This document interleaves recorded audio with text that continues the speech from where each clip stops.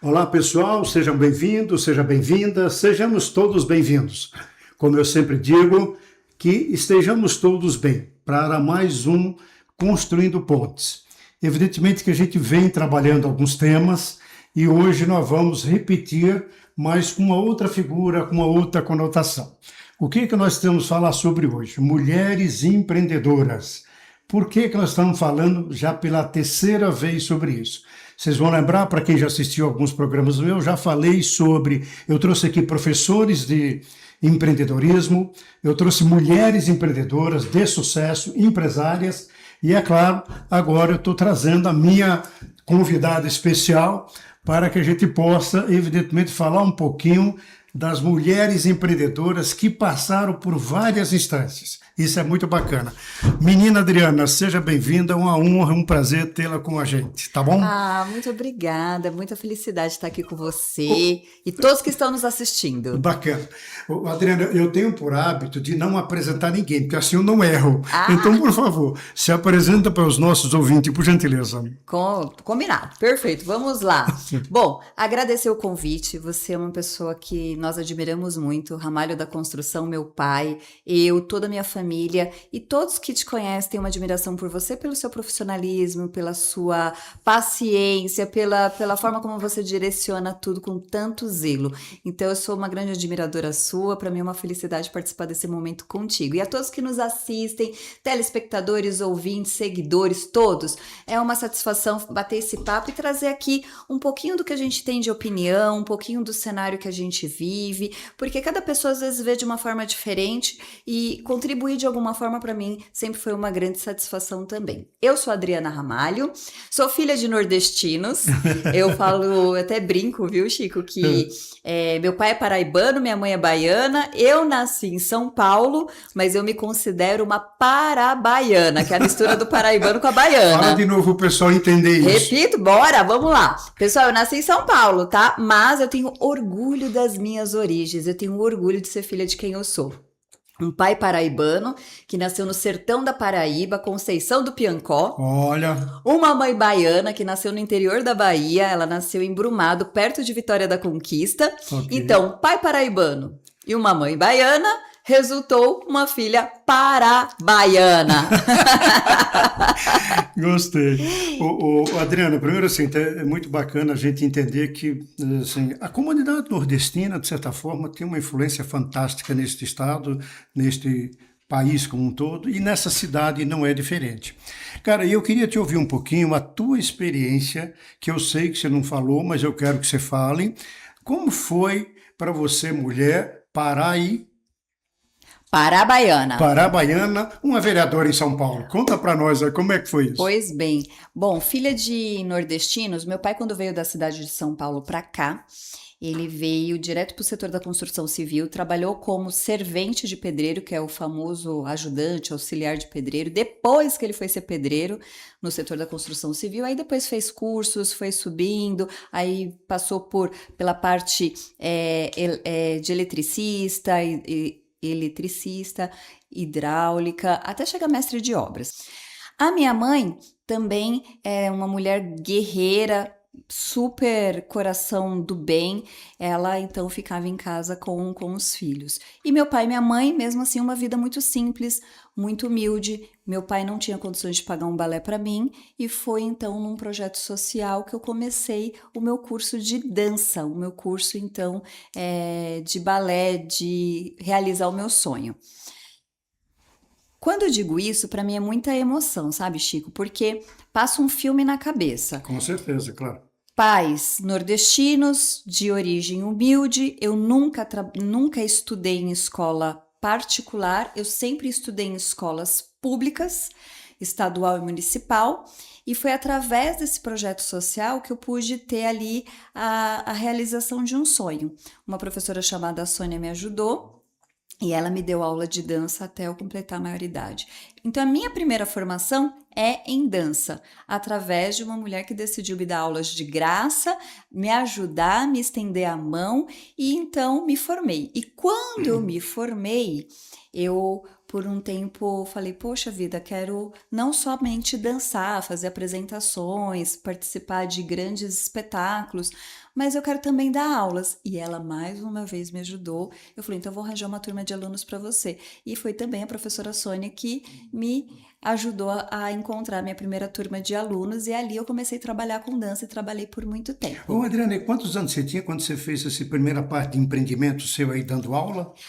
Eu tinha acabado de completar 17 anos. Olha só, gente, tá vendo só? 17, 18 A anos. vida de empreendedor começa cedo, viu? Exatamente. E aí, tudo isso para dizer que a minha caminhada, ela veio sempre com foco, com determinação, com esperança em Deus, sempre de forma, sabe, de não me contentar com o não. Tudo isso para chegar no assunto que você me perguntou, na pergunta de como eu cheguei na vereança da cidade de São Paulo e como eu comecei a empreender. Então, com 18 anos, formada, com a minha primeira turma de alunos, eu falei, poxa vida, agora eu sei como é ser transformada por um projeto social. E eu decidi montar o meu primeiro projeto de dança social para aqueles que não tinham condições. Eu decidi, Chico, estender a mão da mesma forma que uma vez uma mão foi estendida para me ajudar. Legal. Eu não conhecia essa história sua, muito bacana. Exatamente. E aí eu criei o projeto Dançar, junto com alguns amigos, e aí o projeto Dançar, eu fui convidada para um projeto, e ali surgiu o projeto Dançar. E esse projeto Dançar era um projeto 100% social, gratuito, e eram aulas ministradas aos finais de semana em equipamentos públicos, em escolas, em CELs, em comunidades, para crianças carentes, para crianças em extrema vulnerabilidade. E também nem imaginava nada na questão do universo político. Ali era o coração de uma menina que tinha muita gratidão e tinha consciência de que precisava fazer algo para a sociedade e retribuir toda a ajuda que ela teve ao longo aí da sua adolescência. Essa era a Adriana Ramalho. E assim eu fui fazendo vários projetos, fui direcionando esses projetos sociais e sempre as pessoas falavam para mim, Chico, nossa, você tem perfil político. Olha, quando você tiver a idade certa, dá para você ser candidata a vereadora, ou quando tiver mais idade, candidata a deputada. E eu falava, de jeito nenhum. Eu tenho um pai que é super envolvido na política, eu peço para ele sair da política, agora vocês estão falando para eu entrar na política? De jeito nenhum. E assim foi por muitos anos, muitos anos. Imagina, desde os meus 17, 18, eu escuto isso. Mas foi quando meu pai foi diagnosticado de um câncer que tudo na minha vida mudou. Tanto nos meus pensamentos, na minha consciência, nas minhas atitudes e nas minhas decisões. Mas ele superou bem, não, Adriana? Superou, mas foi uma fase muito difícil, Chico, porque quando ele foi diagnosticado com um câncer, estava num estágio muito já agressivo. Um câncer no intestino, com metástase em vários outros órgãos. Ele fez algumas cirurgias, quimioterapia, radioterapia, fez muito acompanhamento. Os médicos desenganaram, falando que ele só tinha 3 meses de vida. Isso foi o que minhas próprias irmãs e família tinham me falado. Eu sou filha de um projeto social. Eu vim de um projeto social, filha biológica de nordestinos, ou seja, nasci e cresci em comunidades. Aí me deparar em ano eleitoral com muitos políticos falando, ai que bonitinho, eu quero ajudar o projeto, e depois sumia, e as pessoas que mais precisavam ficavam na mão, ali ansiando, com esperança de que iriam ser ajudadas, isso me deixava muito entristecida e indignada. Então, participar diretamente de um projeto social e ser de um projeto social e ver isso acontecer por tantos anos me fazia ter uma repulsa em relação à política e eu estar na política. Foi exatamente a doença do meu pai que me fez mudar de ideia, Chico. Porque quando ele teve doente, o tratamento foi muito agressivo. E quando veio o diagnóstico dele, que estava curado, porque ele não desistiu, ele não aceitou a decisão do médico, sabe? Como que eu posso dizer? A determinação médica. A determinação médica, que ele só teria 13 meses de vida. Não, ele falou, não, minha vida está nas mãos de Deus. Eu vou fazer os tratamentos, vou me cuidar, e vou continuar a luta. Meu pai não parou de trabalhar em nenhum momento do tratamento, sempre ajudando as pessoas, mesmo ele precisando de ajuda. E naquele momento tão difícil, ele sempre pensando na classe trabalhadora do setor da construção civil. E quando então ele conseguiu melhorar, que aí ele conseguiu fazer os últimos tratamentos, que veio um novo diagnóstico com ele curado, perguntamos então para ele, pai, vai viver um pouco agora, né? Ele, não, vou me candidatar a deputado estadual. E aí, então eu perguntei, por que ele? Para ajudar quem precisa. É essa a minha missão, eu tenho consciência disso e eu vou continuar, né, nesse foco. E então eu decidi parar de reclamar e decidi me unir a ele, caminhar lado a lado com ele, porque eu queria, naquele momento, estar com o Ramalho da Construção, o Antônio, o pai. Não a figura pública, política, sindicalista, mas o pai. E eu falei, bom, depois desse susto, cada minutinho que eu tiver ao lado dele, para mim vai ser um presente de Deus. E se preciso for eu estar na política junto com ele para ter um pouco mais da presença dele, então assim eu vou caminhar nesse universo. E assim começou minha caminhada. Ele veio candidato em 2014, de fato se candidatou, e eu pedi uma licença não remunerada no escritório que eu estava há 10 anos trabalhando já. Falei, olha, eu preciso de uma licença, não precisa pagar o salário, vou sair de licença. Para quê? Para ajudar meu pai na caminhada política dele. E vim para a campanha dele em 2014. E na campanha política, caminhei com ele, fui para as agendas externas, ajudei muito ele, sempre otimista. E foi ali que começaram, então, várias e várias especulações, pessoas que me conheceram, partidos que me conheceram e começaram a falar, Adriana, vem participar comigo. Aí eu comecei a receber convites de todos os lados e aí eu comecei a analisar. Por que analisar, Chico? Porque nesse período de 2014, na campanha dele, eu pude ver a forma como meu pai faz política. Eu pude ter o privilégio de ver como ele trata as pessoas, como de fato ele ajuda dentro das comunidades, dentro das casas, das famílias. E aí eu falei, não, ele é o político do bem, ele é a diferença e as pessoas precisam saber que dentro da política tem gente boa, que tem gente que se importa de verdade, que tem gente que faz, que trabalha. E essa pessoa é meu pai, é logo meu pai. Então eu preciso levar para o mundo que esse homem existe e que nós brasileiros merecemos uma política digna com pessoas que fazem a diferença de fato. É a minoria, mas existe e um deles é o meu pai Ramalho da Construção. Moça, e como é que foi essa experiência como vereadora? Conta para nós aí. Eu sei que nós temos pouco tempo, mas eu queria te ouvir um pouquinho, porque eu tenho muito mais coisa aqui para te explorar hoje. Vamos lá. Bora, o resto vai ser mais rápido, porque essa é a parte mais detalhada, porque eu acho que... Por que eu conto com tantos detalhes para as pessoas que essa minha história aconteceu exatamente dessa forma?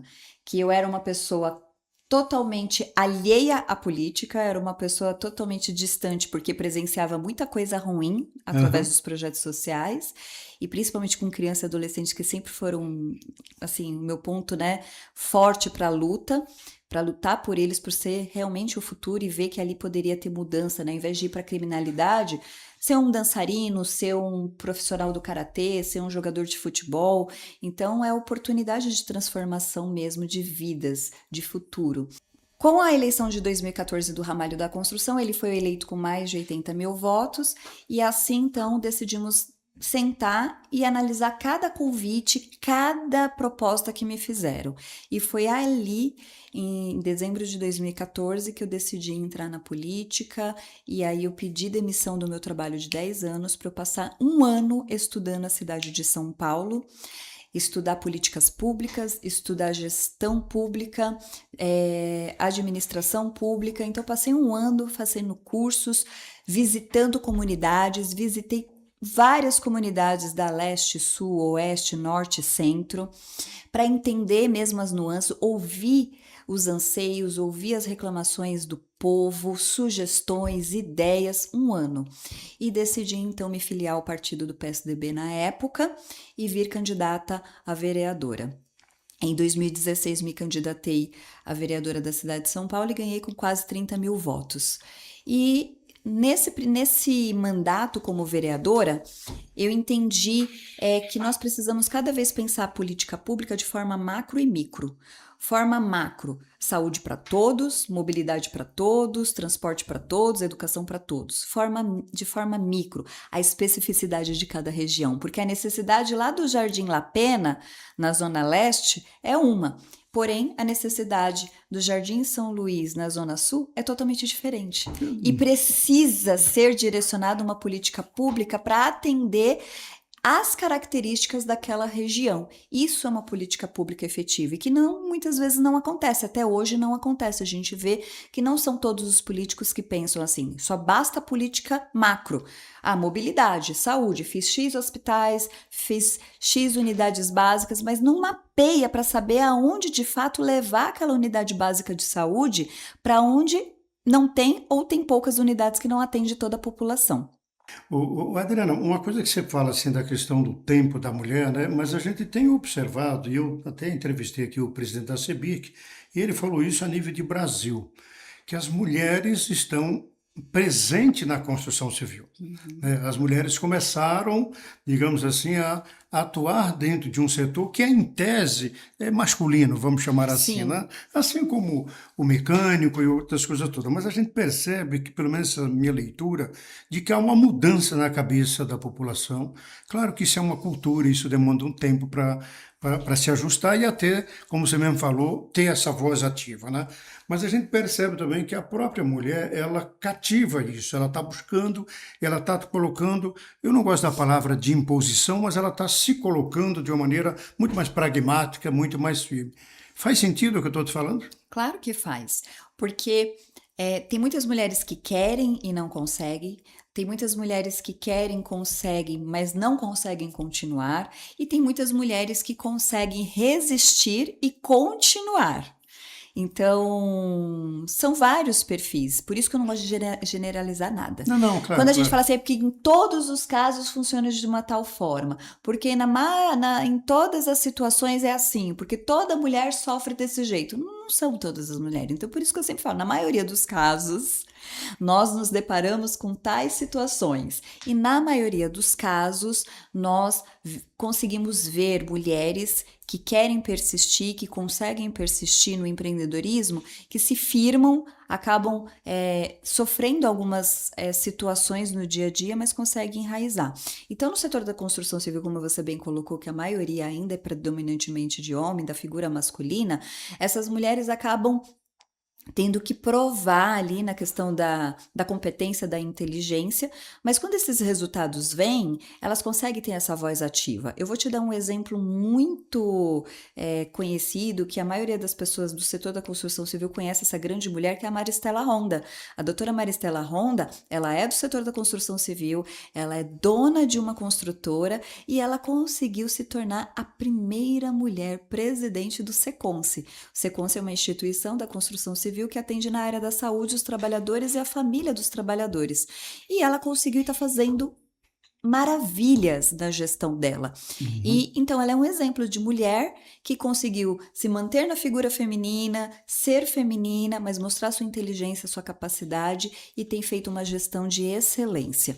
Quando a mulher decide ser uma empresária do setor da construção civil, ela vem dentro desse foco, sabe, de fazer um trabalho de excelência. Ela não pensa só no sucesso financeiro dessa empresa, ela olha as qualidades e a forma como ela pode entregar um trabalho diferenciado. Então, se uma construtora X entrega um trabalho que tem 90% de êxito, ela quer entregar 100%. E a gente vê isso. E o que a gente tem visto? Que o Ramalho da Construção, por exemplo, ele tem investido muito nessa conscientização de trazer mulheres empreendedoras para o setor da construção civil. O Ramalho da Construção, presidente licenciado do Centracom, tem um projeto que chama Mulheres Empreendedoras da Construção Civil, onde ele consegue identificar mulheres que querem abrir as suas empreiteiras, que querem ser donas de construtoras, prestadoras de serviço dentro do canteiro de obras. Então, abre um curso de qualificação profissional, aquelas que já passaram por esse curso de qualificação profissional, então ele dá o suporte para que elas possam ter uma assessoria para abrir o seu CNPJ, abrir a sua documentação e ainda consegue fazer a ponte com outras construtoras que precisam dessa mão de obra. Então a gente, por exemplo, tem o CID, que é da Toledo Ferrari, que ele mesmo também é um grande empresário do setor da construção civil e que abre espaços para mulheres empresárias, mulheres empreendedoras dentro da empresa dele prestarem serviços para as obras que ele tem comandado. E isso, para mim, é um avanço na história. Adriano, eu queria fazer uma outra pergunta para você, que é muito importante o seguinte. Dentro, nós estamos aí fechando, mas eu não posso deixar de lhe perguntar isso, porque eu sei aí a sua trajetória. A gente tem observado de que o empreendedorismo, de certa forma, ela traz para a mulher digamos assim, a independência financeira. Sim. Ela acaba tendo autonomia. E aquelas que não têm oportunidade e que são refém dos seus maridos, nós temos um problema de violência doméstica. Cara, conta um pouquinho aí a tua visão, como é que você enxerga isso. Nós temos pouco tempo, mas eu queria te ouvir um pouquinho, não queria passar sem ouvir a Adriana nesse quesito que eu acho primordial, porque eu sei que você tem boas mensagens para quem está nos ouvindo. Eu, quando entrei na política, eu tive alguns padrinhos e madrinhas, né, no universo político, e uma delas é a delegada Rose Marie Correia. A delegada Rose foi a primeira delegada a comandar a primeira delegacia da mulher. A primeira delegacia da mulher, pessoal, ela foi construída no Brasil. Ela passou a existir, a primeira foi aqui no Brasil, no mundo. É a primeira delegacia do mundo aconteceu aqui no Brasil. E quem comandou essa delegacia foi a delegada Rose. Quando eu decidi entrar para o universo político, a delegada Rose falou, vou te apoiar, vou te ajudar. E então ela passou, além do apoio, ser a minha mentora. Então, passamos a fazer vários projetos com orientação dela, com direcionamento dela, com a visão dela, e tivemos bons resultados. E uma coisa que nos deparamos, que muitas mulheres vítimas de violência doméstica, elas não conseguem sair dessa relação de violência, dessa relação tóxica, desse risco de morte, por não ter autonomia financeira. Olha só. Então, muitas vezes, ela fica ali por conta dos filhos, o que vai ser dos meus filhos, onde eu vou colocar meus filhos, como que eu vou pagar um aluguel, como que eu vou pagar o sustento da minha família. E muitas vezes, o trabalho onde ela está, ela ganha muito pouco, é o marido que ganha mais, ou muitas vezes essa mulher não trabalha, ela precisa do dinheiro do marido. Então, quando a gente decidiu falar sobre autonomia financeira, foi quase na mesma época que o Ramalho também estava com um projeto muito interessante que chama Mulheres que Constrói. Esse projeto Mulheres que Constrói é um projeto de curso de qualificação profissional para mulheres, com turmas 100% de alunas mulheres, e um curso que dá a qualificação para pedreiras, azulejistas, eletricistas, drywall e várias outras funções dentro do setor da construção civil. Que naturalmente essas pessoas vão trabalhar com as empreendedoras lá dentro do CID, né? Vamos chamar assim. Exatamente. Então, esse foi o primeiro passo. Qualificar mão de obra feminina para trabalhar dentro do canteiro de obras, diretamente no canteiro de obras. E ali a mulher, ela ter uma função. Mas quando nós abrimos esse leque, nós nos deparamos com aquelas mulheres que não querem ser somente a funcionária, somente a mão de obra. Então elas começaram a sonhar. Pô, se eu conseguir ser a que coloca a mão na massa, diretamente, literalmente, eu posso ser agora a chefe, né? A empreiteira. Então, o Ramalho teve essa sensibilidade também de, então, criar essa oportunidade de abrir esses espaços para a mulher ser empresária, ser empreendedora da construção civil. O outro projeto que eu lembrei chama Tempo de Despertar. Tempo de Despertar, que é um projeto muito, muito legal que foi idealizado pela doutora Gabriela Mansur, que ela foi promotora do Ministério Público. Tá bom. Você está falando muito em projeto, eu sei que você tem um projeto, principalmente apoiado pelo Ramalho da Construção, que eu quero que você fale um pouquinho para nós, que é um projeto de prevenção ou de ajuda na saúde mental nas obras. Como é que é esse Sim. negócio aí? O que que você está fazendo, menina? Conta para nós. Sim, quando eu assumi, tomei posse como vereadora da cidade de São Paulo, eu não quis ser aquela vereadora do achismo. Ai, Uhum. porque eu acho que isso aqui vai dar certo. Porque eu acho que isso aqui é bom. Ai, porque eu acho que isso aqui é legal. Tive ótimas ideias? Tive. Mas eu não peguei a minha ideia e simplesmente saí sem controle, soltando projeto de leis, lutando para aquela lei, para aquele projeto de lei, aquele PL se tornar uma lei. Não, eu quero um projeto embasado que faça diferente, que faça a diferença na vida das pessoas de fato, lá na ponta. Então, Chico, o que que eu decidi fazer? Conversar com a sociedade civil. A alienação parental, ele prejudica o quê? A saúde mental. E foi aí que começou a minha trajetória em 2017, junto com a doutora Kátia, porque a gente decidiu fazer essa lei, mas com foco na saúde mental da criança e do adolescente. Então, desde 2017 para cá, eu trabalho com essa pauta. E aí, em 2018, eu conheci o Instituto ESA, ESA, um instituto que acolhe crianças e adolescentes que tentaram suicídio. Todas as crianças e adolescentes que estão lá tentaram, infelizmente, o pior. E aí foi onde eu comecei a trabalhar com esse projeto sobre saúde mental, comecei a conversar com meu pai sobre isso, a importância de trazer essa conscientização para o setor da construção civil, e foi onde eu tive o apoio do diretor Atevaldo Leitão, que aí foi onde ele falou, Ramalho, a Adriana tem razão, a Adriana trabalha com isso desde 2017, vamos falar sobre saúde mental dentro dos canteiros de obras. E aí meu pai pensou, analisou, ele falou, é verdade, vamos lá. Começaram a ter alguns casos de suicídio dentro dos setores, dentro do canteiro de obras, e aí foi onde ele participou de uma reunião no Seconce, junto com a Maristela, que também estava com a mesma ideia, no mesmo período, tudo ali, ó, o universo Convergindo. convergendo e favorecendo. E aí batemos o martelo. Hoje eu faço palestras às 6:30 da manhã, junto com o Coronel Edson Ferrarini, e nós dois, nós três, eu, Adriana Ramalho, Coronel Edson Ferrarini e diretora Tevaldo Leitão, nós vamos todos os dias para os canteiros de obras, falar sobre saúde mental, conscientizar, trazer alertas. E aí, se me permite, mesmo do pouco tempo que nós temos, pessoal, saúde mental. É muito importante agora falar para vocês. Cuidar da saúde mental com seriedade e com especialistas. Doenças mentais, elas são depressão, ansiedade, síndrome do pânico, são doenças. Então, psiquiatra não é para louco, psiquiatra é médico como outros especialistas. E essas doenças precisam de acompanhamento, precisam de especialistas, terapeutas, psicólogos, psiquiatras, e a gente precisa cuidar. Mas, Adriana, eu entendo isso que você está colocando, porque eu sei, pessoal, que assim, ó, nós temos uma coisa que é fundamental. O que que é? Nós temos ainda uma sociedade machista. Temos. E nós somos muito preconceituosos. Então, o que acontece? Nós acabamos fazendo, deixamos de aproveitar as coisas por puro preconceito.